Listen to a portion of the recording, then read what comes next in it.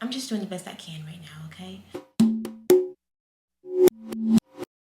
Hello, I'm Larry and welcome to Sew Vlogs. Today we are going to be working on my first dress. For concept, think Chanel and Hillary Clinton collaborated on an outfit. Yeah, I like that. That's what the basis of this outfit is supposed to look like. Something short, sweet, and simple. We will be using this quilt that I got on sale that I'm slowly thinking about not cutting up. But I love the design, so that's why I'm really interested in cutting this up. Because a quilted dress, and I'm also using some muslin as the first step towards this dress because I don't want to risk cutting up the quilt and then I can't figure it out and then I'm crying on the floor at 12 a.m. rethinking my choices. But yeah, I'm gonna be tracing this top that I have and hopefully I can whip up a recipe from the top to make a dress. Let's get started. I'm gonna lay the shirt out, cut up some muslin out of the pieces that the shirt has, and then just extend it at the bottom. Okay, so we have our last piece cut, and this is like a side front situation. Hopefully one day I'm able to create instructional videos and tutorials, but also I'm just doing the best I can right now, okay? So we have successfully duplicated the pieces for the top and elongated the bottom. Now that we have all the pieces, I'm going to pin them all together and put them to the sewing machine, and hopefully we'll have some sort of body to put on the mannequin because I really want to bring out the mannequin right now. Start pinning everything together. This kind of doesn't match up, but that's a later problem, not a now problem.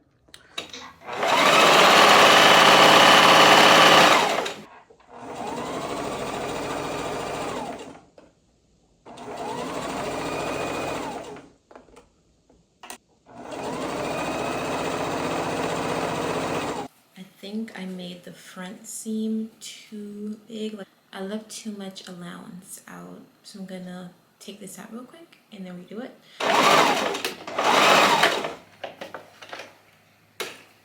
Okay, so it's kind of looking like something. We're gonna sew up the sides and then we'll have a full construct done. So this is what we have right now. I'm feeling it, I'm feeling it. Now that I know that the lining looks like this, it is time to start cutting the quilt. Now that we have something, let's go get the mannequin. I don't know why I didn't draw it onto a paper and then, you know what? It's me. We have officially cut the quilt. So now that we have all the pieces cut, I am going to start sewing them up. I'm going to pin them, then sew them up.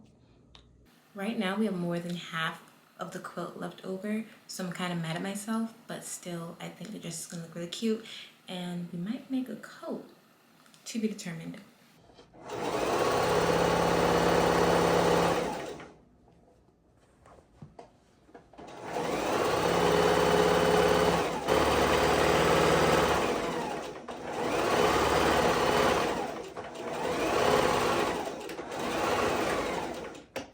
And I'm not pivoting well at all. We are now done with the construction of the outer shell. So now we have to figure out how to get that and this together. I think I'm just gonna use the old coat method I did for my first video. And I'm going to just sew it up at the collar. We'll know if I did this right if the inside is as seamless as the outside is. One of the goals for this dress is to be as seamless as possible. So that means no jagged edges. And I also don't own a serger, so this is ideal for me.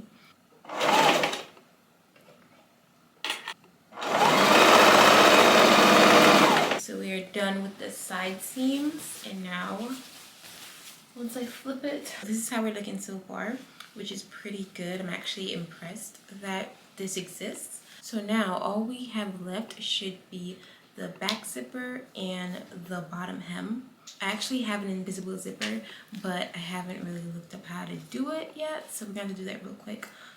It's pretty sure, I think it's about, what, 12 inches? And I think that should be enough for the back anyway, because it's a deep cut. Show you my foolproof way to sew an invisible zipper. First of all, she's using the same color thread as the fabric.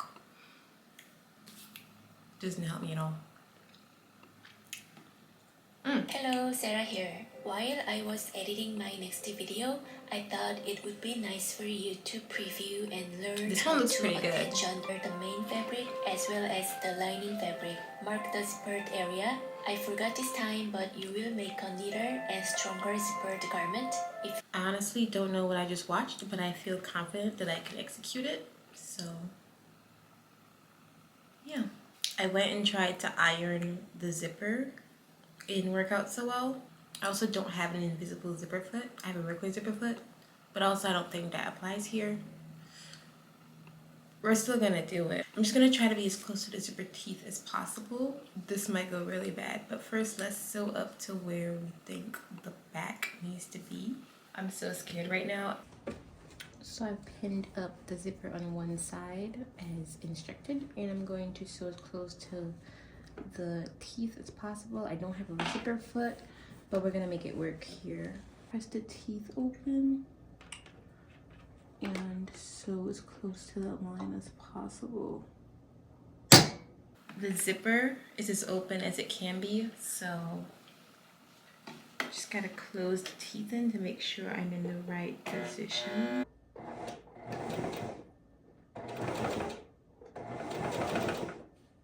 I'm trying to stitch in the ditch that's actually there on the zipper, but it's really hard. So it's time to see the damages. So we've sewn both sides on, and the moment of truth is to zip it up and see what needs to be done. Right now I'm more scared about the evenness of the sides more than if the zipper is actually seamless, you know. I will say for my first invisible zipper, it's not that bad at all. So now we need to rewatch the video and see how to do the lining, because I only watched up until her doing the outer shell. I should have watched the whole thing, but you know, I'm gonna turn this inside out. I think that's the best bet. I'm just gonna pinch the outer shell pieces together and pin them, and then just sew up to where the zipper starts.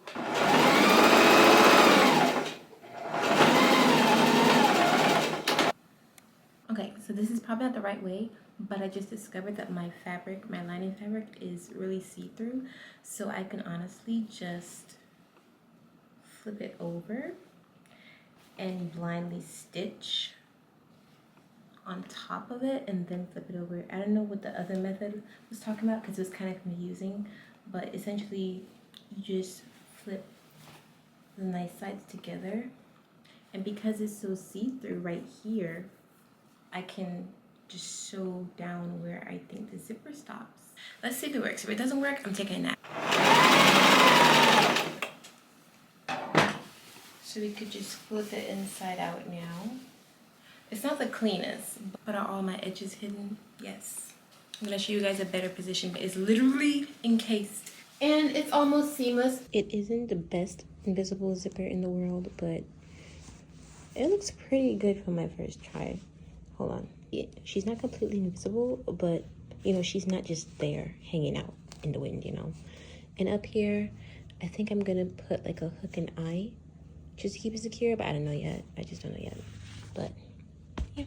Okay, so the last thing we need to do, and I mean the last thing, is hem the bottom of the dress, and we'll be completely finished with my first dress. And let me just say, this is what I would wear to the White House. I feel like if I was invited to the White House, this is what I would wear. So for the hem, I've marked where exactly I want the dress to end. So all of this needs to get going. I'm gonna cut. We're cutting the lining a bit shorter so that when we're done sewing it up, it should bobble over like that. I think. I still have to figure out how to sew it. But yeah, we're gonna cut the lining real quick with the regular scissors. So we trimmed off an excess amount of the lining, so now we need to trim out just a little bit of an inch longer where these pins are, and that's the bottom of the dress.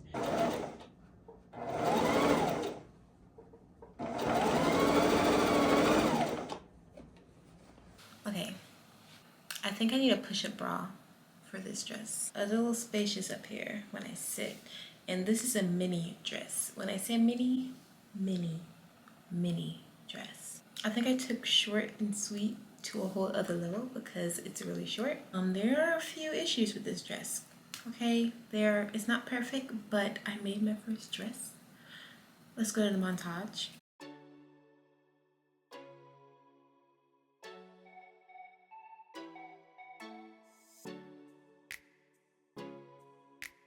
I am going to work on a jacket for this made out of the remaining materials, so I'll see you guys in the next video.